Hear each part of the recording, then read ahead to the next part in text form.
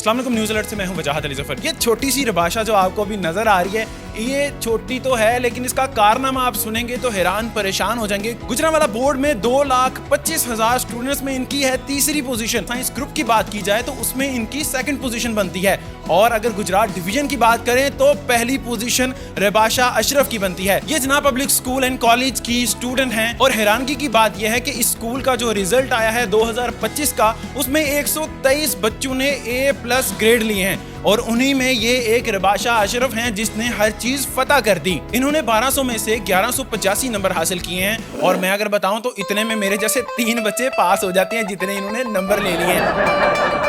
और बात करेंगे इनके वालिदैन से, इनके टीचर से और इनके स्कूल के प्रिंसिपल से कि आखिर के वो क्या मेथड है जिसकी वजह से बच्चे इतने नंबर ले जाते हैं। और एक और भी बात, ये अपने घर की सबसे लाडली बेटी हैं, सबसे छोटी बेटी हैं, लेकिन अगर आप इनके भाइयों के, इनकी बहनों के भी रिजल्ट सुनेंगे तो आप शॉक हो जाएंगे। ये इतने लायक बच्चे हैं, इनके वालिद साहब क्या करते हैं और कैसे उन्होंने अपने बच्चों की ऐसी तरबियत की कि आज सारे के सारे बच्चे टॉप कर रहे हैं हर फील्ड में जाकर। छोटी सी आप हैं, नीचे स्टूल रखना पड़ रहा है आपसे बात करने के लिए भी, लेकिन इतने बड़े नंबर लिए कैसे लिया आपने? क्या तरीका क्या है पढ़ने का?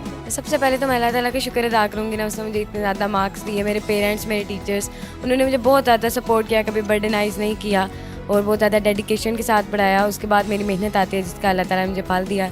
तो एंड पे आके नहीं पढ़ती थी, मतलब कि जब पेपर जाते थे करीब सारा साल पढ़ाई की है, और रोज़ के रोज़ कंसिस्टेंसी के साथ, एफिशिएंसी के साथ। ये मोहम्मद अशरफ साहब हैं जो कि रबाशा के वालिद साहब हैं। हैरानगी की बात यह है कि ये इस स्कूल में पहले टीचर थे जब ये स्कूल यहाँ पर बनाया गया था गुजरात में, हाफिज़ हयात के पास, और अब इनको 30 साल हो चुके हैं टीचिंग करते हुए। तो इनसे पूछते हैं, सर मुझे ये चीज़ बताएं कि आप टीचर थे, आपको कोई मेथड पता, कोई फार्मूला पता था जो आपने बच्चे को बताया और बच्चे ने टॉप कर लिया, या है क्या इसका पीछे सीक्रेट क्या है इसका? इसका सीक्रेट जो है, सबसे पहली बात यह है अल्लाह का फजल और रिज़्क़ हलाल। तो इसके सारे बहन भाई जो है वो पहले जो है, बड़ी बहन जो है सॉफ्टवेयर इंजीनियर है, फिर दूसरे बहन भाई जो है एक उसने टेक्सटाइल किया है, बस छोटा भाई जो है वो इलेक्ट्रिकल इंजीनियरिंग कर रहा है, छोटा इससे जो है वो कंप्यूटर सॉफ्टवेयर में है। और इस तरीके से घर में एक ऐसा माहौल है जिस वक्त तक इस रबाशा का काम ख़त्म नहीं हो जाना, उस वक्त तक इस बेटी ने पढ़ते रहना। मोस्टली ऐसे होता है 2-2:30 बज गए हैं, जो इसमें जो एक अच्छी, सिर्फ मेरी बेटी होने के नाते नहीं, इसने जो है वो अगर 2:30 या 3 बज गए हैं तो उस वक्त भी इसने नमाज़ पढ़ के जो है वो जो सक्सेस है ना, वो कभी एक क्वालिटी की वजह से नहीं आती। करिकुलर एक्टिविटीज़ हो, को करिकुलर एक्टिविटीज़ हो, रुबाइशा आ गया। इसको कुछ भी कहना है, इसने बहुत कॉन्फिडेंस से बिहेव करना है, बात करनी है। इसको म्यूज़िक का पता है, इसको सॉन्ग्स का पता है, ये रिलीजन में बहुत अच्छी है, बहुत रिलीजियस है।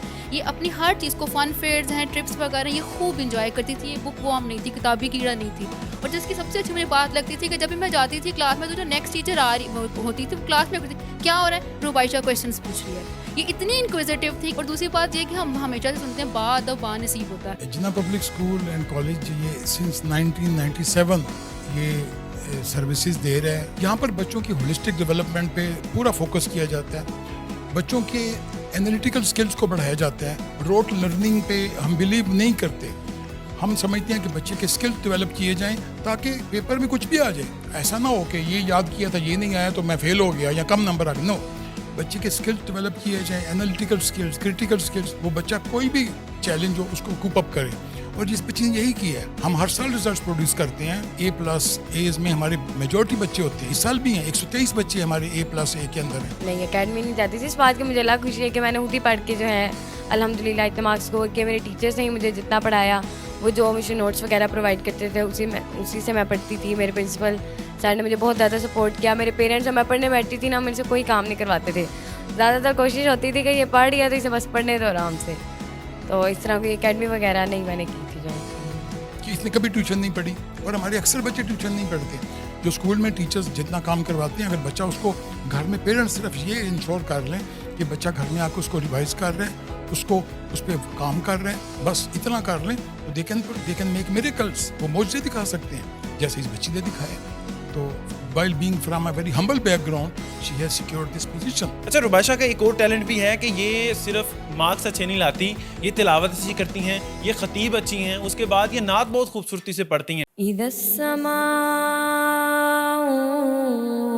फखरत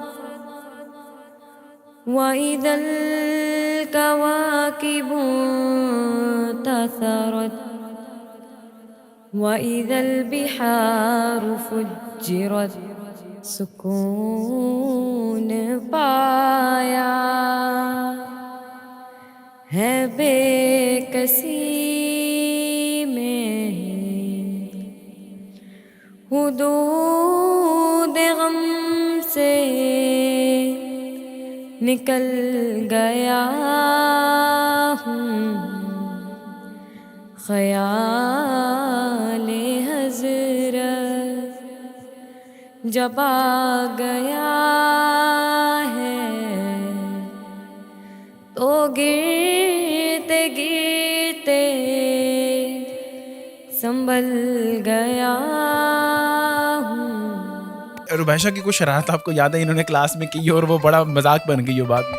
नहीं, मजाक ही होता था कि जो हमारी ब्राइट स्टूडेंट थी तो इनको पता होता था कि हमने मिस वजीहा से अपनी सेक्शन हेड से हमने भी बात मनवानी है ना, तो हमने इसको भेजना है। इमोशनल ब्लैकमेल करने वाला ये बंदा था आपको? बंदा था कि मिस वजीहा प्लीज हमें अच्छा 123 बच्चों ने A+ लिया है, एक बच्चा आपका बोर्ड ही टॉप कर गया है। मुझे थोड़ा सा बताएं कि बच्चों को क्लास में जाने से पहले क्या 10-10 बादाम खिलाते हैं कि इतने लाइक कैसे हैं बच्चे? रुबैशा चूँकि शुरू से इधर नर्सरी से लेके ये हमारे JPS की स्टूडेंट है, तो हम बच्चों की शुरू में जब बच्चे नर्सरी KG में आते हैं उनकी बेस बनाते हैं।